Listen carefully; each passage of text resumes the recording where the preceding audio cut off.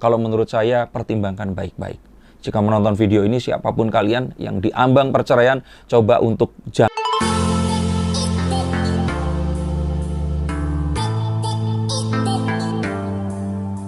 Halo Sainsikers, kembali berjumpa bersama saya, Denny Darko. Tidak ada yang namanya misteri, yang ada adalah tanda-tanda yang kita semua coba untuk mengerti. Dena Devanka bersama lawyernya diinterview dan ditanyakan oleh wartawan saat apakah dia juga mengetahui gosip tentang pernikahan siri antara Ijong dan dengan Ririn Dwi Ariyanti. Dan ini adalah satu kartu, tumpukan kartu tentu saja, yang kalau menurut saya menjadi atau membuka semua hal yang ada. Dan juga kita pengen tahu perasaannya apa ya saat mendengarkan pertanyaan bahwa ada kemungkinan mereka berdua ini mungkin saja diduga sudah melakukan pernikahan siri. Kita coba untuk telisik dulu mengapa ini terjadi. Dan menurut pengakuan Dena dan kartu ini perceraian atau satu usaha gugatan perceraian, belum perceraian ya, yang terjadi akibat kurangnya komunikasi antara seorang suami dan istrinya. Jadi ini adalah sebuah kecemburuan seorang istri yang didiamkan saja terus berlarut sehingga ya wanita kan letaknya cemburu, terus kemudian karena menurut pengakuan Dena ini nggak digubris, akhirnya menjadi menumpuk dan terjadilah percekcokan. Jadi intinya adalah percekcokan, bukan perselingkuhan. Semua ini terbangun sedikit demi sedikit, terakumulasi sehingga terjadi kemarahan yang tak terbendung yang membuat ya mereka akhirnya saling melaporkan dan terus kemudian mencoba untuk menggugat perceraian dalam pernikahan mereka. Karena kecemburuan ini memuncak akibat spekulasi dan asumsi yang tidak terjawab dari Dena terhadap Ijong atau Jonathan Frizzy. Dan ini terus kemudian menumpuk sampai akhirnya meledak dan terjadilah apa yang saat ini terjadi. Yang jelas di sini Dena menuding bahwa Ijong di sini kurang komitmen tentang pernikahan mereka, dan seharusnya apapun yang ditanyakan ini dijawab dan dibuktikan kalau itu salah.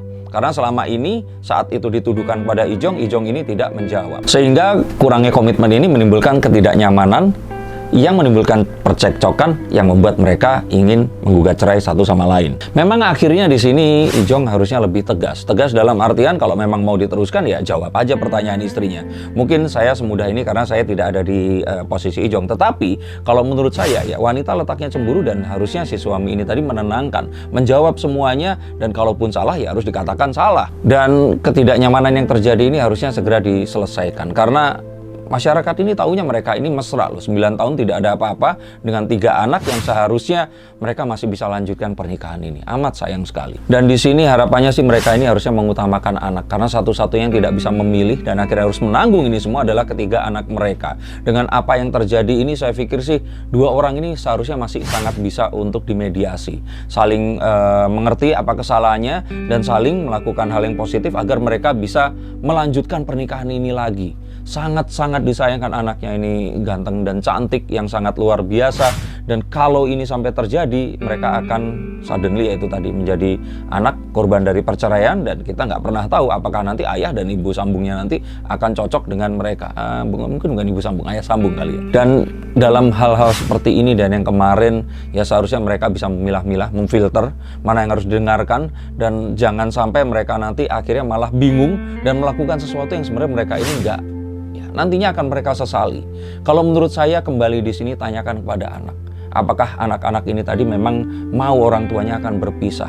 Karena walaupun ini tampak mudah, tampak di atas kertas tinggal ada satu dokumen perceraian, tetapi ini tidak akan mudah kepada anak-anak ini sampai akhir hayat mereka nanti. Kalaupun ditanya apakah ada pernikahan siri, saya lihat sih di sini tidak ada pernikahan siri itu tadi. Ini adalah sesuatu yang dituduhkan mungkin dan terus kemudian karena tidak dijawab juga kemungkinan ya di sini ya sampai akhirnya ini semua timbul dan terus dibicarakan oleh semua orang. Paman dari Ijong, Om Benny Simanjuntak mengatakan bahwa Ijong dan Ririn tidak akan mungkin menikah, tidak akan pernah menikah. Mungkin dilihat juga karena agama mereka berbeda, walaupun memang akhirnya mereka ini sama-sama digugat cerai oleh pasangannya dan terus kemudian sama-sama melakukan sidang perdana mereka ini di tanggal 16 September 2021 nanti. Dan seharusnya mereka ini mengingat janji mereka 9 tahun yang lalu di depan altar bahwa harusnya apa yang dipersatukan Tuhan itu tidak akan bisa dipisahkan oleh manusia.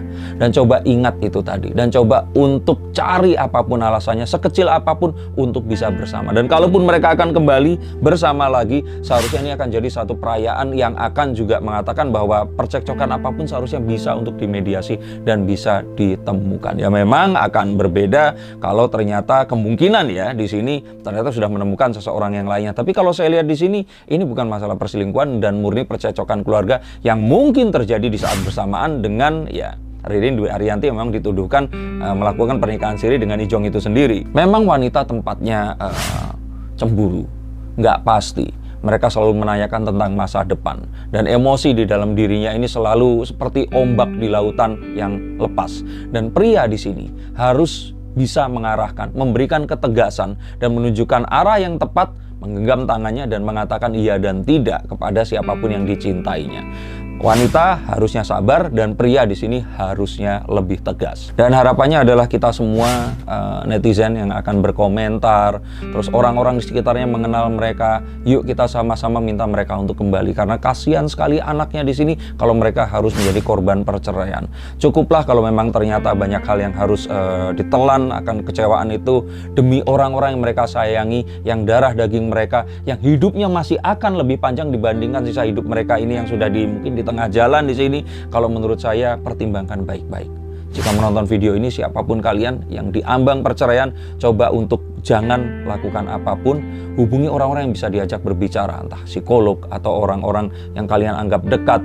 Dan kalaupun ternyata kalian ingin dibacakan kartunya, hubungi nomor di bawah ini. Apapun itu pertimbangkan anak kalian. Jangan ambil satu keputusan yang akan kalian sesali. Ataupun kalau kalian sudah mantap, ingat, siapa tahu anak kalian sebenarnya sangat tidak menginginkan dan sampai nanti dia tua, dia akan menyesal karena kalian semua melakukan sesuatu yang dia tidak inginkan.